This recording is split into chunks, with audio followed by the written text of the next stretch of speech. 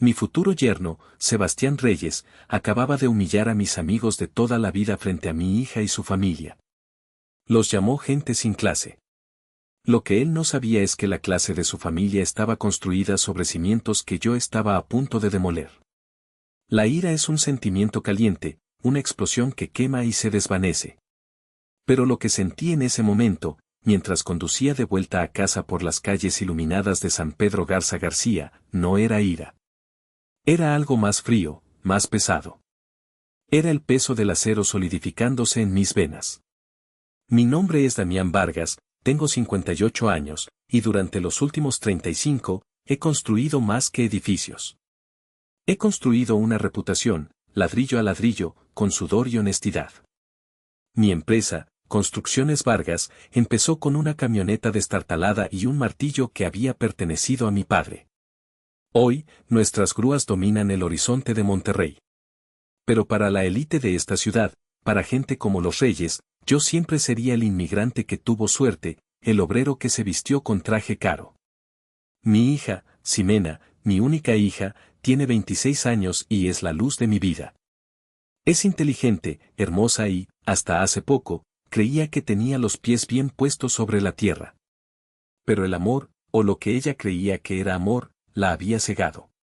Su prometido, Sebastián Reyes, de 28 años, era el heredero de Reyes Bienes Raíces, un apellido que goteaba prestigio y dinero viejo.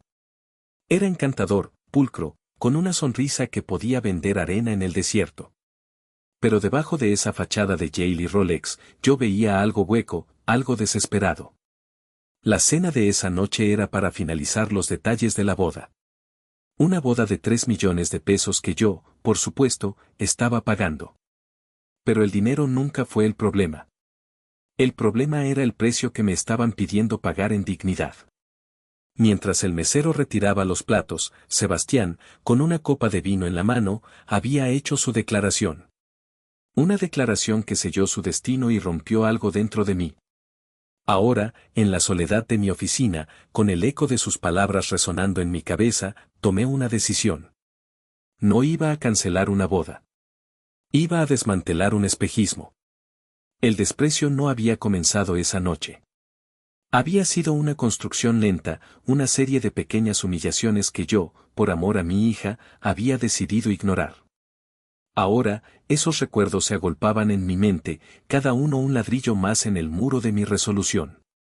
El primer encuentro con la familia Reyes fue en su casa, una mansión en Lomas de Chapultepec que parecía más un museo que un hogar. Todo era mármol frío, arte abstracto que no decía nada y un silencio pesado que solo se rompía por el tintineo del hielo en sus vasos. Catalina, la madre de Sebastián, una mujer delgada con una sonrisa tan tensa como las cuerdas de un violín, me extendió una mano lánguida. Sus ojos no me miraron a la cara, sino que se detuvieron en mis manos. Debe ser un trabajo físico muy duro, señor Vargas, dijo, su voz con un matiz de falsa compasión. No preguntó por mi empresa, ni por los cientos de familias a las que daba empleo, ni por los icónicos edificios que había levantado. Para ella, yo era la encarnación del trabajo físico, algo necesario pero vulgar, algo que se mantenía fuera de la vista. Durante toda la velada, sentí sus ojos sobre mí, juzgando mi traje, mi acento, mi mera presencia en su santuario de abolengo. Ximena, a mi lado, parecía encogerse con cada una de mis frases, como si temiera que mi autenticidad manchara el barniz de perfección que tanto anhelaba. Unas semanas después, llegó la conversación sobre la boda. Nos reunimos en un club privado, uno de esos lugares donde el cuero de los sillones y el olor a puros viejos valen más que la honestidad. Cuando se mencionó la cifra, 3 millones de pesos, no parpadeé. Yo me encargo, dije simplemente. Era el futuro de mi hija, y ningún precio era demasiado alto. Sebastián me dio una palmada en el hombro, un gesto que pretendía ser de camaradería pero que se sentía condescendiente. Agradecemos su generosidad, Damián, dijo, usando mi nombre de pila por primera vez, como si me estuviera haciendo un favor. Pero queremos que esta boda refleje el legado de nuestra familia, no una simple transacción financiera. La implicación era clara como el agua. Mi dinero, ganado con el sudor de mi frente, era una transacción. Su legado, heredado y, como descubriría más tarde, fraudulento, era algo noble y puro. Aceptaron mi dinero, por supuesto, pero dejaron claro que solo era el combustible para su exhibición de estatus. Yo era el cajero automático, no el padre de la novia. Pero la herida más profunda, la que me robó el sueño por varias noches, vino de mi propia hija. Fue un martes por la tarde, en la cocina de mi casa, el lugar donde le había enseñado a hacer sus primeros dibujos, donde habíamos celebrado cada uno de sus cumpleaños. Ximena entró, jugueteando nerviosamente con un anillo que Sebastián le había regalado. Papá, comenzó, sin poder mirarme a los ojos. He estado pensando. Sebastián y su familia tienen muchos contactos importantes, gente del gobierno, de finanzas. Y, bueno. Hizo una pausa, tragando saliva. Quizás, solo para la boda y los eventos, podrías presentarte como inversionista o algo así. Es que la palabra, construcción, suena un poco ruda. Ruda. La palabra se quedó suspendida en el aire entre nosotros. 35 años de levantarme antes del amanecer, de negociar con sindicatos, de resolver crisis en medio de la noche, de construir un imperio desde los cimientos para que ella tuviera todo lo que yo nunca tuve. Todo eso, reducido a una palabra, rudo. Mis ojos se desviaron hacia la repisa sobre la chimenea, donde descansaba una fotografía de mi difunta esposa, Elena. Sus ojos parecían mirarme, llenos de la misma fuerza y orgullo que yo siempre había admirado. Le había prometido en su lecho de muerte que cuidaría de Ximena, que le daría el mundo. ¿Era este el mundo que ella quería, un mundo donde debía avergonzarse del trabajo que le había dado todo? No le dije nada. Solo asentí lentamente. Pero en ese momento, una grieta se formó en mi corazón, y supe que estaba perdiendo a mi hija por un espejismo, por un apellido que valía menos que el martillo con el que empecé. La arrogancia de Sebastián era su mayor debilidad. Creía que el mundo funcionaba según las reglas de su exclusivo círculo social, donde los nombres y las apariencias lo eran todo. No entendía el poder real, el que no se exhibe, sino que se ejerce. Durante una de nuestras incómodas cenas, Sebastián no paraba de presumir sobre el lugar de la boda. Conseguimos, la joya del valle, anunció, como si hubiera conquistado el Everest. No tienes idea de lo difícil que es, Damián. La lista de espera es de años. Solo las familias fundadoras de Monterrey, las que tienen verdadero abolengo, pueden reservar el salón principal.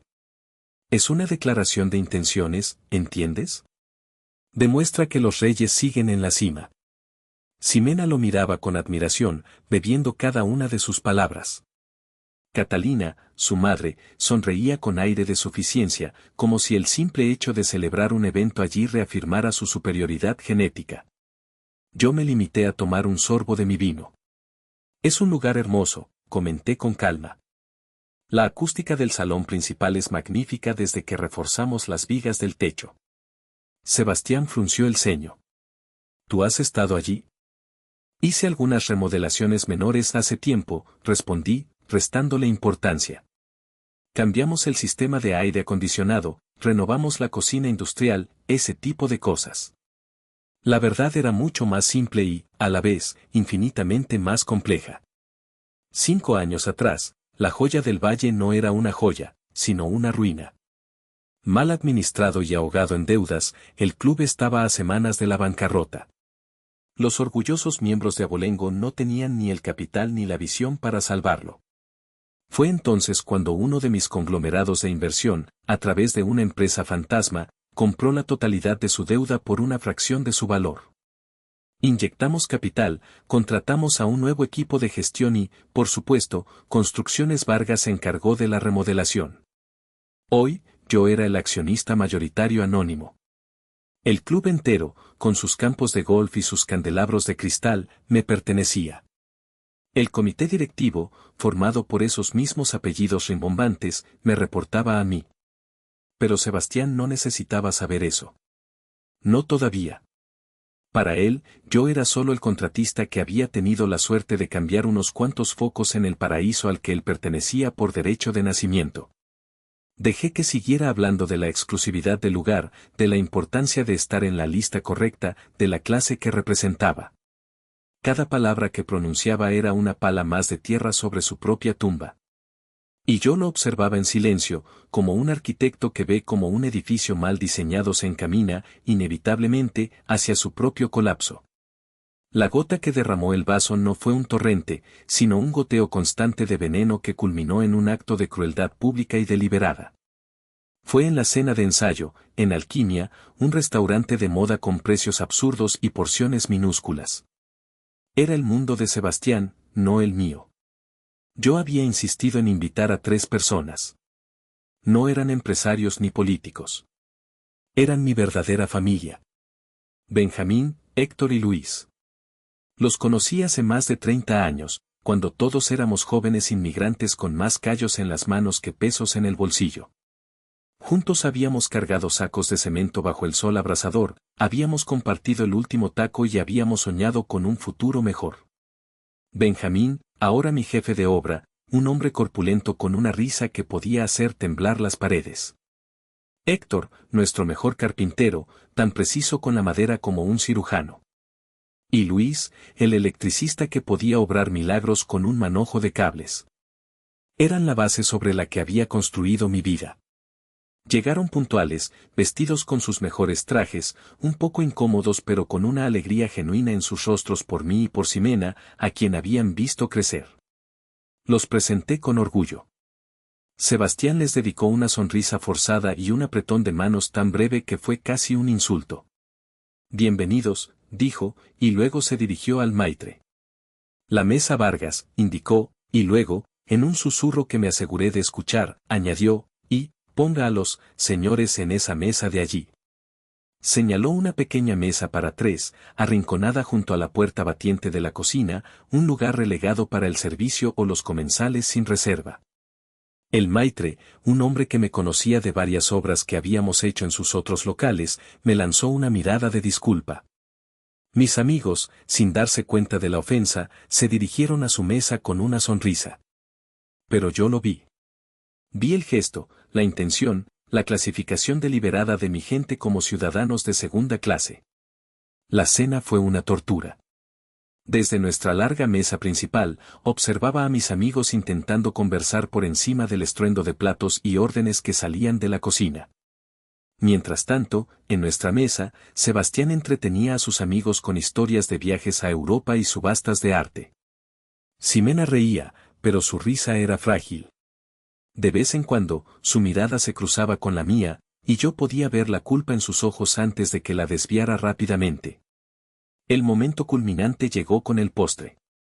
Benjamín, con su gran corazón, se levantó y se acercó a nuestra mesa, con su copa en la mano.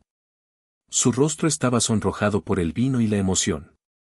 Con su permiso, dijo, su voz retumbando ligeramente. Solo quiero decir unas palabras. A Damián, mi hermano, mi compadre. Verte aquí, ver a tu hermosa hija a punto de casarse, nos llena de un orgullo que no cabe en el pecho. Y a ti, Sebastián, solo te pido que la cuides, que la valores, porque te llevas el tesoro más grande de este hombre, salud por los novios. Fue un brindis sincero, salido del alma. La mayoría de los invitados en nuestra mesa aplaudieron cortésmente. Pero Sebastián no lo hizo. Esperó a que Benjamín se diera la vuelta para regresar a su mesa de paria. Entonces, se inclinó hacia su amigo de la derecha, un joven con el pelo engominado y cara de desdén, y dijo, en un tono de falsa confidencia pero lo suficientemente alto para que yo, Ximena y media mesa lo escucháramos. Menos mal que esto es solo el ensayo. Hay que asegurarse de que en la boda real no haya obreros que arruinen las fotos con sus discursos. El tiempo se detuvo. La sangre se me heló en las venas. Vi el color desaparecer del rostro de Ximena. Vi la sonrisa burlona en la cara del amigo de Sebastián. Y en ese instante, todo el amor, toda la paciencia, toda la disposición a tragarme mi orgullo por la felicidad de mi hija, se evaporó. Se convirtió en un trozo de hielo, duro y afilado, en el centro de mi pecho. Benjamín no lo había oído. Gracias a Dios. Pero yo sí. Y Ximena también. Y ella no dijo nada. Bajó la mirada, tomó un sorbo de agua y se convirtió en cómplice. No hice una escena. Un animal herido que ruge es predecible. Un depredador que calla es letal. Pagué la cuenta, una cifra astronómica que no me inmutó, y me despedí con una cortesía gélida. Acompañé a mis amigos hasta el estacionamiento. En el camino, ellos, ajenos a la daga que acababan de clavarme en la espalda, no paraban de hablar de lo hermosa que se veía Ximena y de lo afortunado que era ese muchacho, Sebastián. Cada palabra era una brasa ardiente sobre mi herida abierta. Gracias por venir, hermanos, les dije, abrazando a cada uno con fuerza. Significa todo para mí. El trayecto de vuelta a mi oficina fue un borrón de luces de la ciudad. El rugido del motor de mi camioneta era el único sonido que rompía un silencio denso y pesado. No pensaba en la humillación, ni en la ira.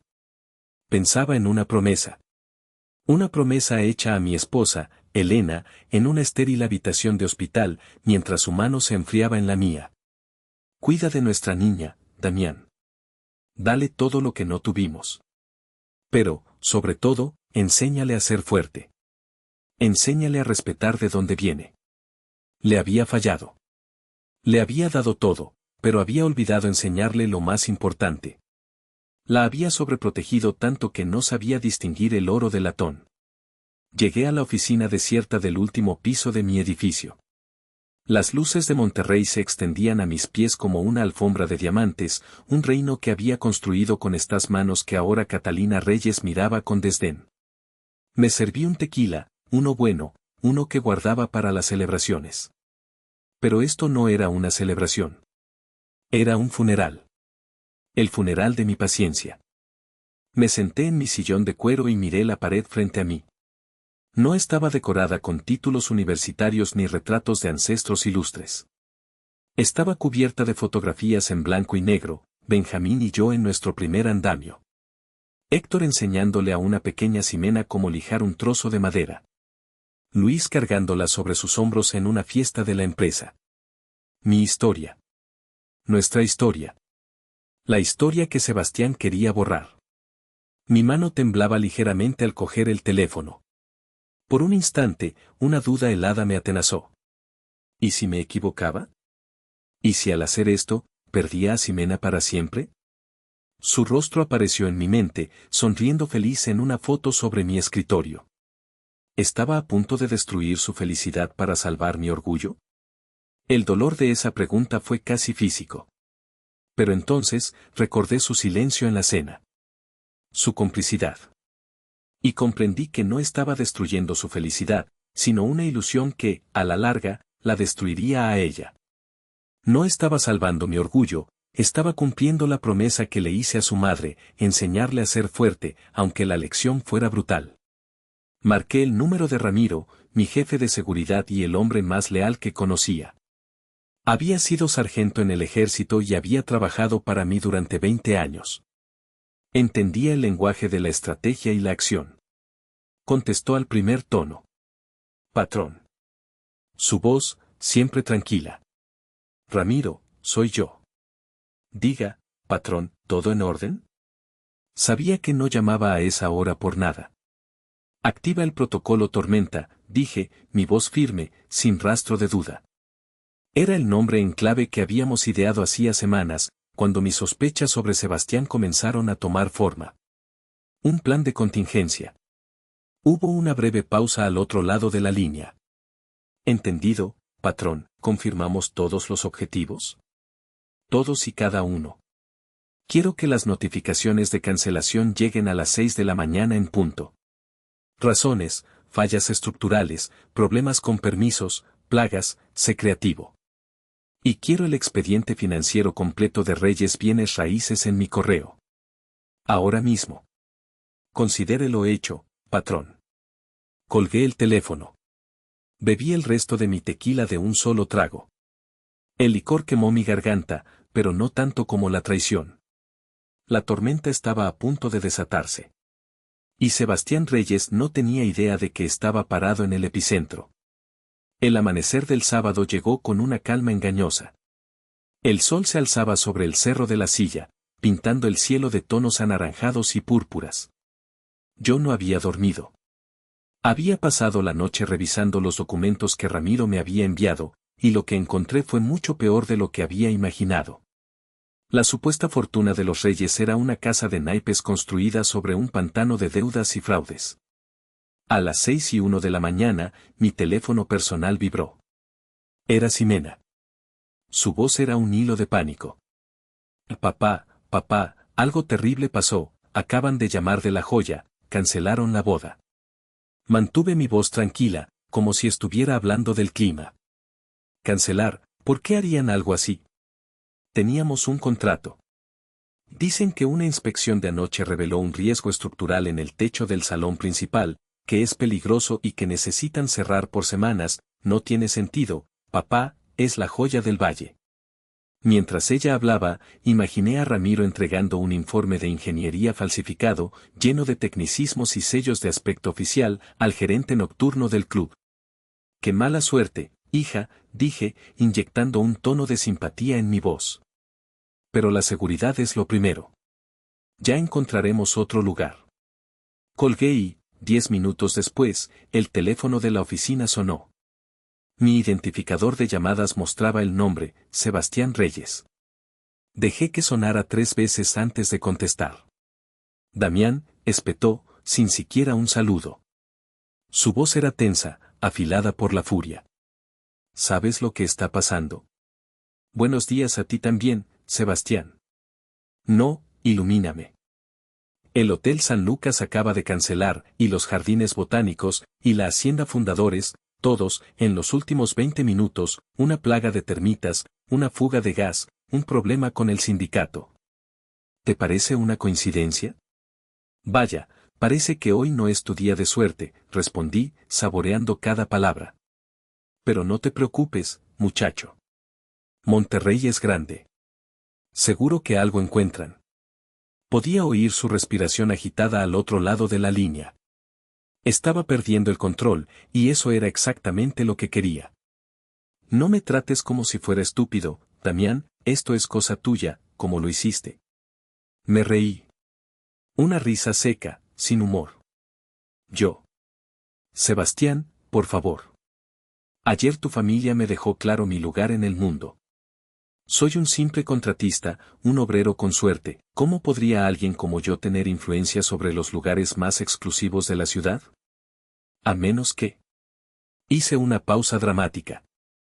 A menos que la clase y el abolengo no sean tan poderosos como crees. Colgó. El sonido del teléfono al ser azotado contra su base fue música para mis oídos. El pánico es un ácido que corroe la arrogancia. Y Sebastián apenas estaba empezando a sentir el ardor. Durante las siguientes 2 horas, el efecto dominó continuó. Cada lugar en su lista de respaldo, desde viñedos hasta salones de eventos boutique, llamó para cancelar. Ramiro había hecho su trabajo a la perfección.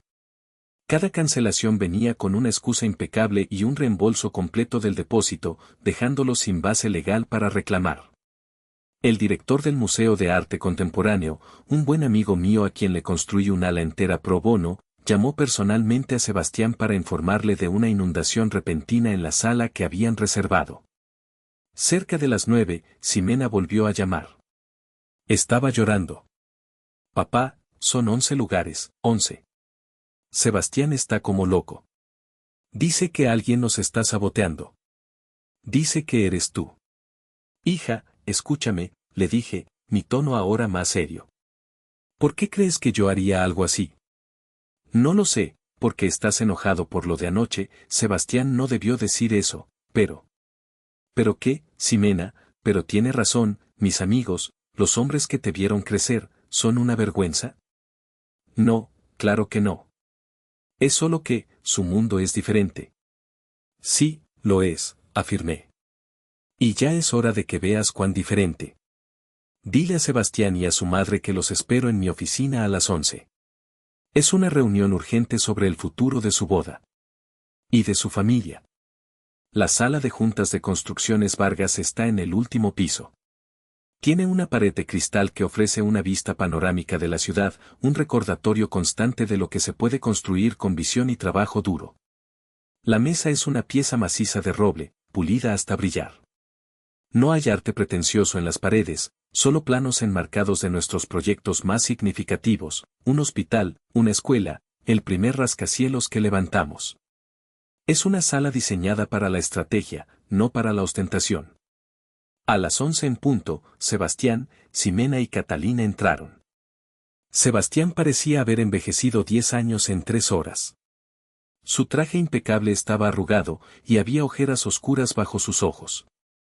Catalina mantenía una fachada de indignación real, pero sus manos, que apretaban un bolso de diseñador, la delataban. Ximena era un manojo de nervios, con los ojos rojos e hinchados. ¿Qué es esto, Damián?, demandó Catalina en cuanto se sentó. Una táctica de intimidación barata. Sabíamos que tu clase de gente recurriría a esto. Ignoré su comentario. Asentí hacia Ramiro, que estaba de pie discretamente en una esquina.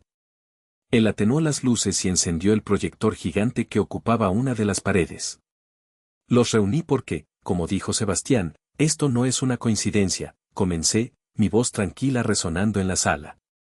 Y tienen razón. Se trata de mí. Pero no de la forma que creen. La primera imagen apareció en la pantalla, el logotipo dorado y elegante de la Joya del Valle. Un lugar muy exclusivo, dije. Sebastián nos recordó que solo las familias con verdadero abolengo pueden ser miembros. Hice clic en el control remoto.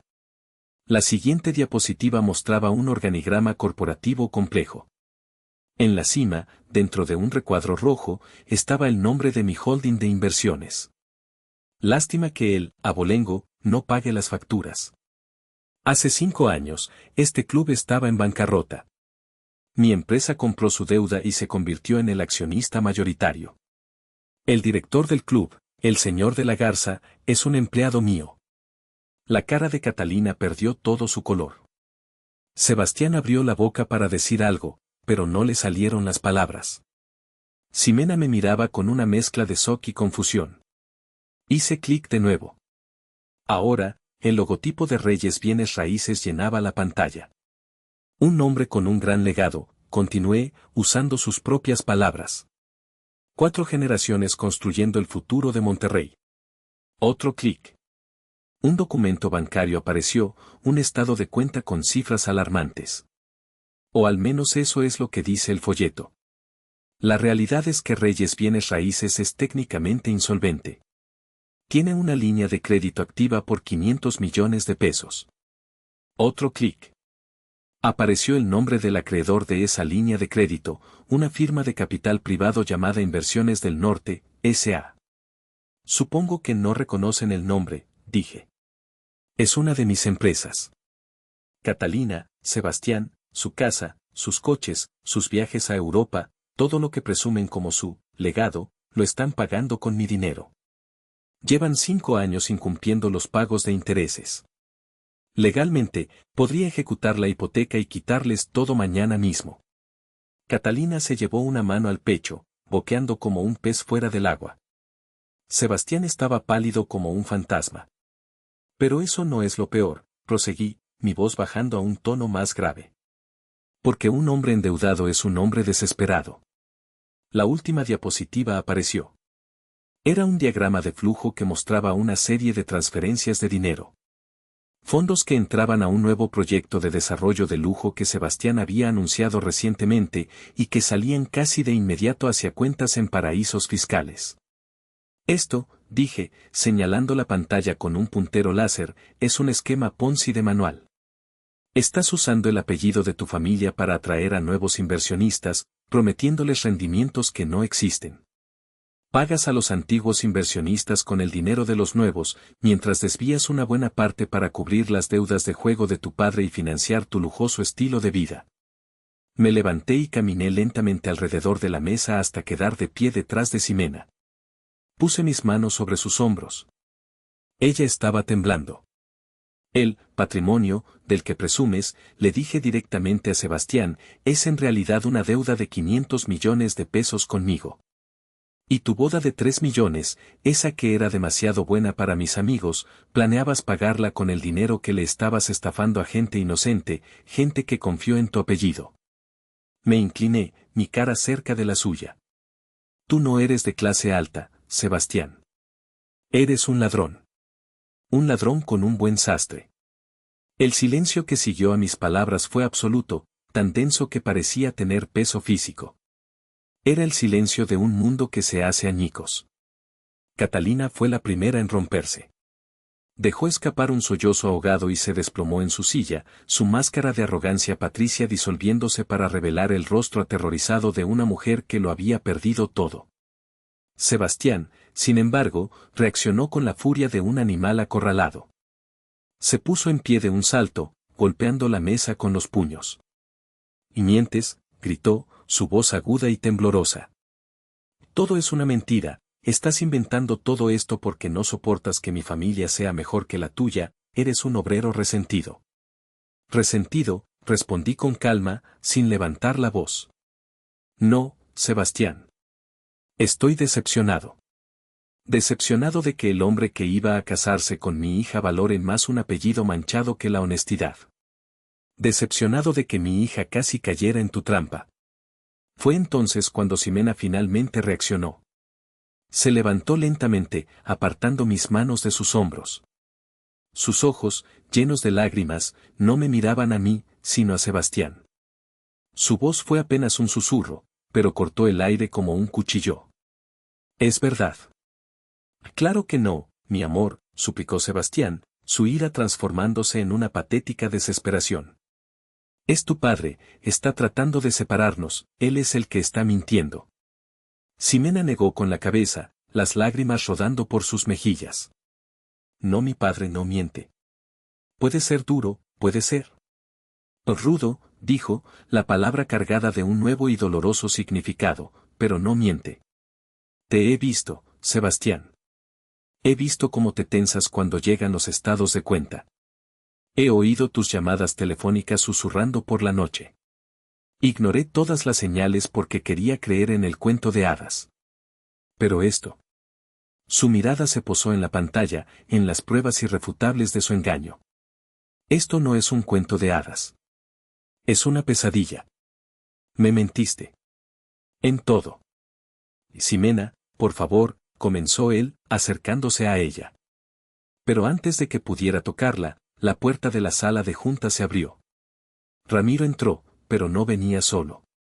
Detrás de él, 2 hombres con trajes oscuros y rostros impasibles entraron en la habitación. Su presencia tenía un aire de autoridad oficial inconfundible. «Damián», dijo Ramiro, su voz neutra. «El fiscal y su agente tienen unas preguntas para el joven Reyes sobre unas acusaciones de fraude fiscal y malversación de fondos». Sebastián se quedó helado. Miró a los hombres, luego a mí, y en sus ojos vi la comprensión final. No era una amenaza. No era un farol. Era el fin del juego. «Tú», susurró, señalándome con un dedo tembloroso. «Tú hiciste esto». «No», respondí, mirándolo fijamente. «Tú te hiciste esto a ti mismo». Yo solo encendí la luz. Los agentes se acercaron a él. Uno le leyó sus derechos en un murmullo monótono mientras el otro le indicaba que pusiera las manos a la espalda. Catalina gritaba, una mezcla incoherente de amenazas y súplicas. Ximena solo observaba, su rostro una máscara de dolor y desilusión, mientras el hombre con el que iba a pasar el resto de su vida era escoltado fuera de la habitación, no como el heredero de un gran legado, sino como un criminal común. El imperio de cristal de los reyes se había hecho polvo contra la dura realidad de la justicia. Mientras se llevaban a Sebastián, y Catalina se quedaba llorando en brazos de su abogado, que había aparecido de la nada, me acerqué a mi hija. Estaba de pie junto a la ventana, mirando la ciudad que yo había ayudado a construir, pero sin verla realmente. Su sueño de una boda perfecta se había convertido en un escándalo público. «Sé que duele, mija», le dije en voz baja. Ella se giró para mirarme, con una nueva luz en sus ojos, una luz de claridad dolorosa. «Me usó, papá. Solo me quería por el dinero. Por la conexión contigo». «Sí», respondí con sinceridad. No era momento para mentiras piadosas. Y yo te decepcioné, continuó, su voz quebrándose. Me avergoncé de ti. De nosotros. Negué con la cabeza. Estabas enamorada. Y él era muy bueno en su papel. Pero la justicia tiene un precio, hija. Y a veces, ese precio es la verdad, por muy dolorosa que sea. Ahora debes elegir. Entre un castillo construido con mentiras y una casa construida con ladrillos de verdad. Meses después, el escándalo de los Reyes se había calmado. Sebastián aceptó un acuerdo con la fiscalía y fue sentenciado a varios años de prisión. Su familia lo perdió todo. Ximena rompió el compromiso el mismo día de la reunión. Pasó por un periodo de duelo, no por Sebastián, sino por la versión de sí misma que casi se pierde. Pero salió de él más fuerte, más sabia. Dejó su trabajo en marketing y, para mi sorpresa, pidió un puesto en Construcciones Vargas. Un sábado por la mañana, la llevé a uno de nuestros nuevos proyectos, un complejo de viviendas de interés social en una zona obrera de la ciudad. Era su primer proyecto y estaba llena de ideas. Mientras caminábamos por el terreno polvoriento, abrí la caja de herramientas de mi camioneta y saqué algo envuelto en un paño viejo. Era mi primer casco de obrero, de plástico amarillo, arañado y descolorido por 35 años de sol y trabajo. Se lo entregué. Ella lo tomó con una reverencia que me conmovió. Le dije, es nuestro verdadero legado. No lo olvides nunca. Hice lo que un padre debía hacer para proteger a su hija y su honor. Pero al ver el dolor en sus ojos ese día en mi oficina, todavía me pregunto, ¿hice lo correcto al exponer toda la verdad de una forma tan brutal, o debería haberme detenido solo con cancelar la boda? ¿Ustedes qué hubieran hecho?